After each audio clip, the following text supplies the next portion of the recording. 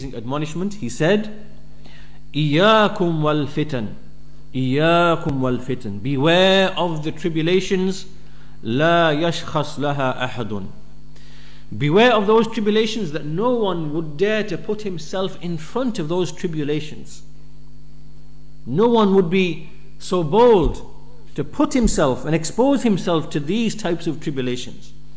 Wallahi ma shakhasa fiha ahadun illa nasafathu kama yansifu saylu diman. He said, indeed, by Allah, no person would expose himself to these tribulations, put himself in front of these tribulations, except that they will destroy him and pulverize him in the way that you see when you see if you see a flood, when you see a flood where the banks of the river burst and the flood comes like a tsunami and it takes everything in its path, takes the trees, takes the cars, takes the houses, takes everything, the dirt on the floor, everything, it takes it with it. This is what these tribulations are like. Then he says, innaha mushbihatun muqbilatun, that these tribulations which he's speaking of is they are such that when they approach, when the tribulation is on its way and coming, it's very confusing.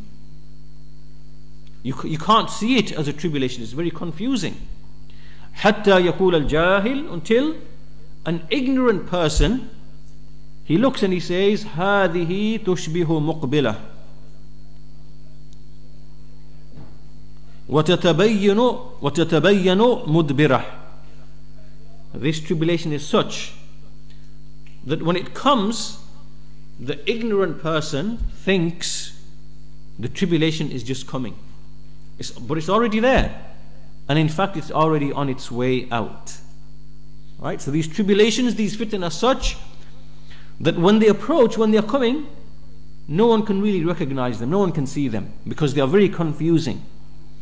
And then at some point in time, the jahil, the ignorant person, he says this tribulation is on its way, but in reality it's already gone and passed. The fitnah has gone and passed, and the jahil has only just recognized that tribulation. Then he says, فَإِذَا رَأَيْتُمُوهَا فَاجْثِمُوا فِي بُيُوتِكُمْ وَكَسِّرُوا سُيُوفَكُمْ وَقَطِّعُوا أَوْتَادَكُمْ.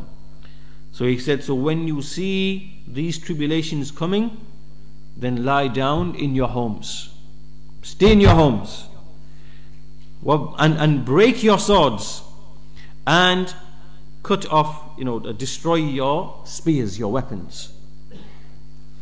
Now this tribulation that Hudhayfa is speaking of in this statement, we have to remember as well that Hudhayfa, as we mentioned in the talk yesterday, that he is the most knowledgeable of the tribulations. In fact, he said, Wallahi inni la a'lamu an-nas bi kulli fitnatin hiya ka'inatun fima bayni wa bayni as-sa'a.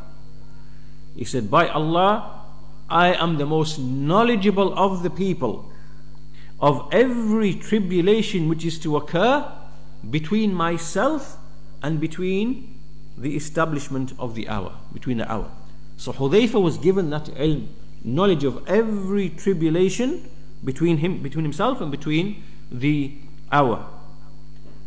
And so therefore when Hudhayfa is speaking these words are very, very heavy. These are not light words. These words are coming from a man who was informed of and who knew every single tribulation to afflict the people, the Muslims, up until the establishment of the hour. So when he is saying these words, that there will be tribulations that no person would dare to put himself in front of, then these are serious words that we should take an admonition from. So he says, so therefore he likened the tribulations in this statement to an ocean, to a sea, or to a river when the banks break, or like a tsunami. You've seen pictures of the tsunami, you've seen videos of the tsunami in Japan. You see the way that the river, the water, the immense power that it carries, and it just drags everything with it. People's animals, houses, trucks, vans, cars, whole buildings carried and on its way. These are the tribulations are like this. And in the statement as well, when he said that when the tribulation begins to appear, it is mushbihatun muqbilatun. Mushbiha here, it means that most of the people, what is true and what is false, it becomes mixed, and they can't really figure out what it really is, what the tribulation really is. It's like foggy and misty, nothing's really clearly defined.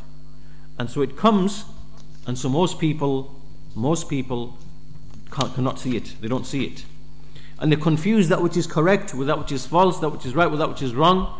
Everybody starts to speak about it, the small person, the old person, the alim, the jahil, everybody's speaking.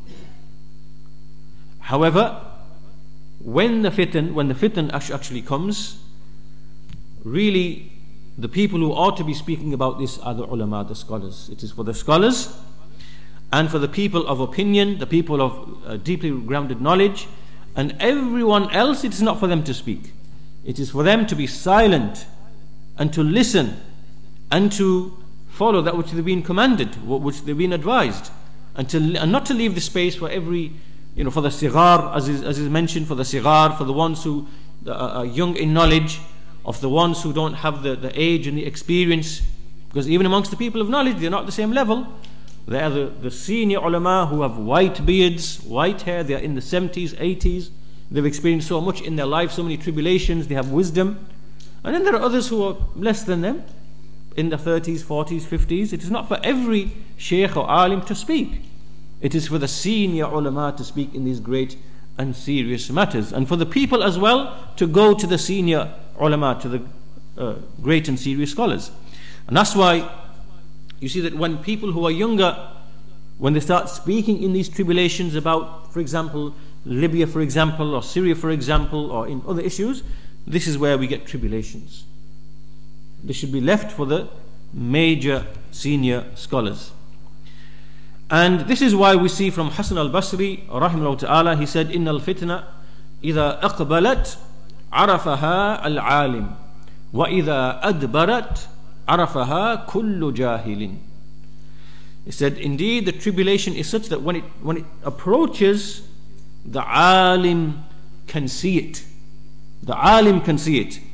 And when it leaves, when it's gone and it's departing in that direction, every jahil, he sees it.